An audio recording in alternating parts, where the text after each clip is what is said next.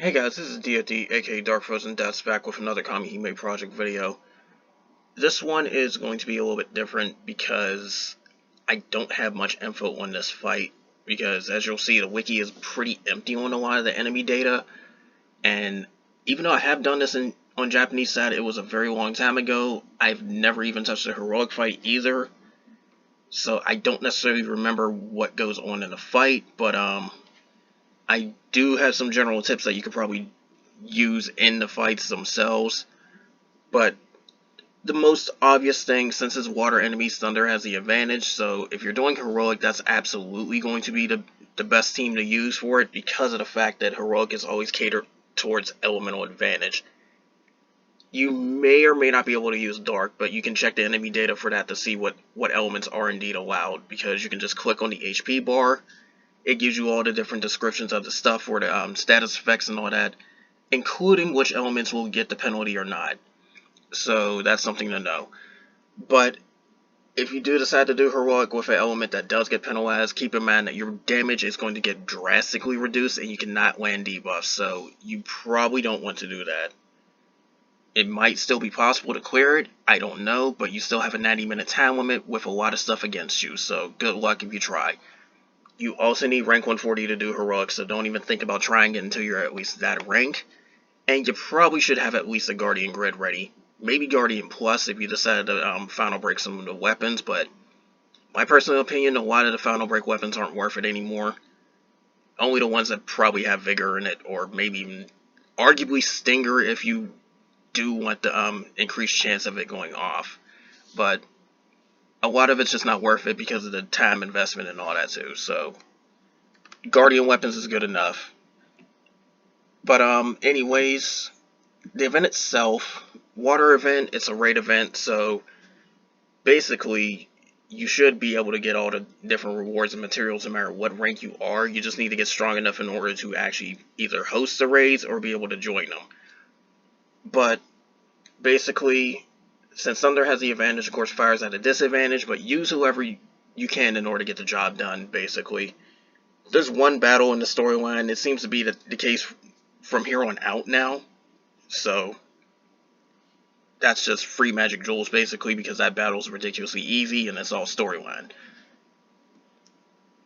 Going into how the raids are, clear expert, you get materials for Ragnarok and Ragnarok Plus, but you need 6 materials for Ragnarok Plus as usual, 3 for Ragnarok.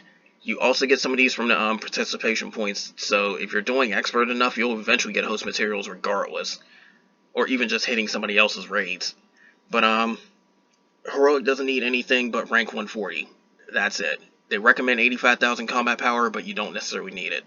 But 85,000 is generally what you would have if you did all your Final Break stuff for the Adolans and the Guardian weapons, basically.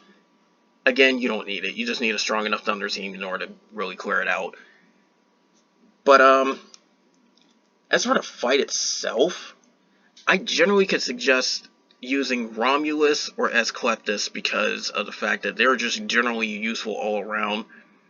Caspar tends to be pretty good on Thunder as well, especially if you happen to have Awakened Mammon, because she really runs off of the snatch mechanic, and Caspar handles that extremely well with her own kit as kind of like complementing that, because Caspar needs snatch in order to make her kit better, Mammon needs snatch in order to do that as well, and they both can sit and just compound off each other.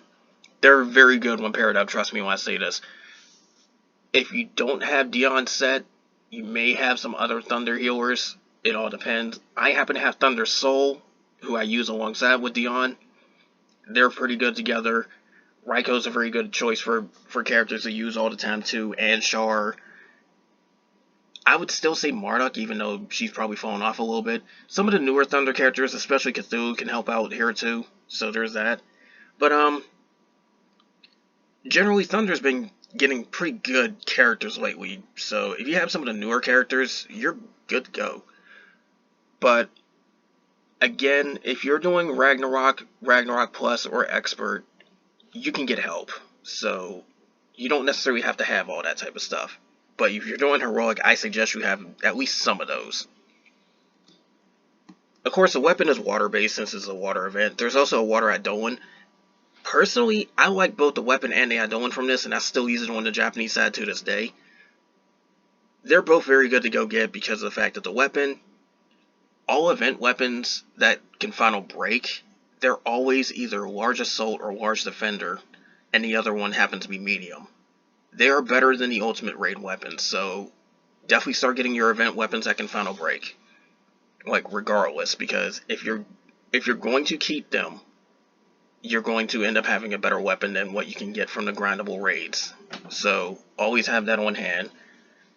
The Adon herself is pretty strong whether she's in subs or main because of the fact that you can combine it with something else later down the line or if you already have it. So the deal with the Adon is that if you set her main slot, she gives 40% water elemental attack and she gives triple combo rate, which happens to be very, very good as a main slot at Dolan. If you summon her, evasion is boosted on all characters, which can compound with blind if you happen to be able to do it. Water doesn't have too much blind access. I know anybody that's using Perseus or even Mordred can land blind. Blind stacks extremely well with evasion. But as for the weapon itself too, it's a sword. So if you happen to put it on a soul and burst with it, you lower the element resistance, which actually can help for some fights too. So you never know. You might use it in main slot, you might not, but at least get it because it is large assault, medium defender, which is better than the ultimate raid weapon, which has the same large assault, but it's small defender instead. This one happens to be one size greater. Now, as for the solo missions, of course, the usual stuff. Solo for Kamihime, solo expert with Kamihime, solo Ragnarok with the Wing Kamihime, and solo Ragnarok Plus. No matter how you can do it, you can use it with R characters, you can use it with fire characters, you can do it with just your soul. It don't matter. Just solo Ragnarok Plus on your own. And I have seen some videos of that type of stuff too, where somebody used something like, say, you probably could even get away with it with a strong enough Hercules, but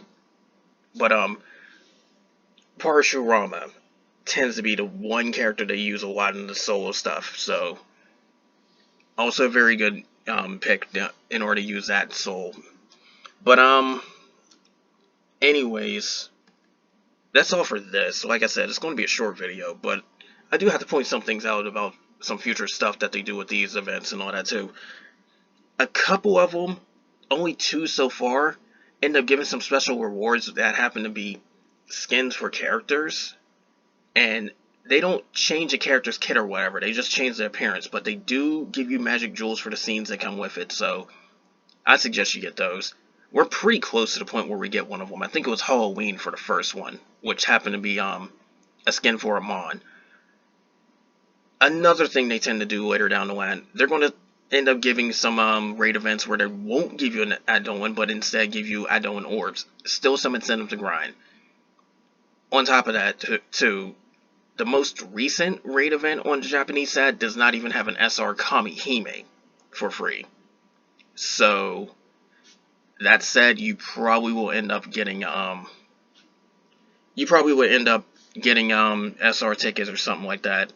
I think that was the case, but again, they do change these out at some point, so you have to pay very close attention to that.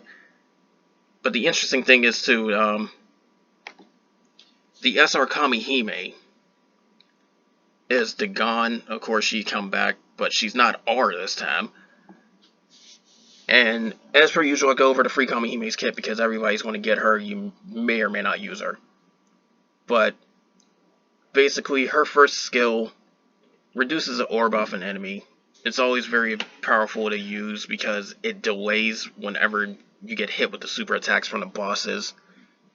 But it also has a summon effect for a follower buff, and the more followers she has for that, the stronger her kit basically gets.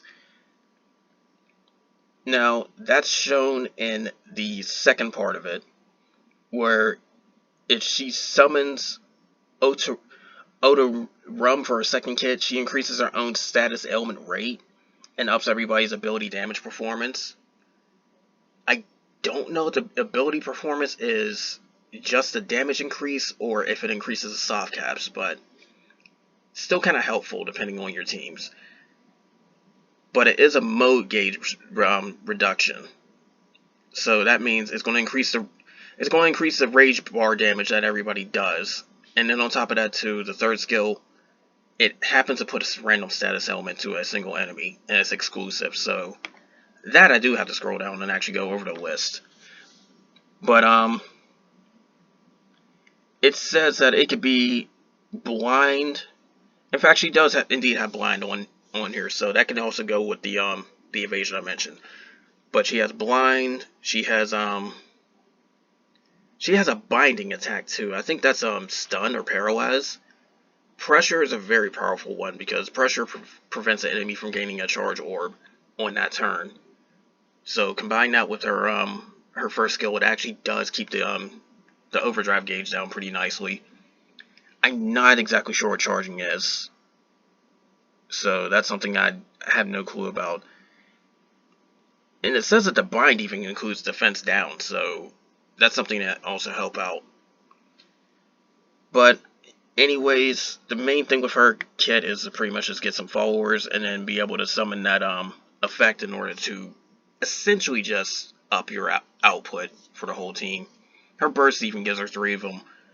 But anyways, I would say that she's pretty niche even among the SR characters, so even in Tower you probably wouldn't use her that much. But she is free and she is there, so of course, if you don't have anything better, just use it. But anyways, that's all for this. More of this will come soon because I'm going to try the heroic fight this time around. I have a Thunder team that probably can handle that, but I'll see, and I'll have to go through the fight a few times in order to figure out what goes on because again, I have no info on this fight, so it's going to be a bit of trial and error on my part as well. But I'll try to get the heroic fight out if I happen to clear it. So I'll try to get it out as soon as possible. This event is like 2 weeks though. But anyways, that's all for this. More of this will come soon, and again, I do have to emphasize that now you're starting to need higher ranks for a lot of stuff, so you definitely do want to make sure you're building up your teams and all that. So event weapons are always good now, because again, large plus medium beats out the large plus small from ultimate raids. So these actually have a higher priority than the ultimate raid. It'll save you a slot for something better. At least until you get to Malicious, because Malicious is where some of the best weapons are. Or at least the ability to make some of the best weapons even stronger. But anyways, that's all for this. More of this will come soon, and take care.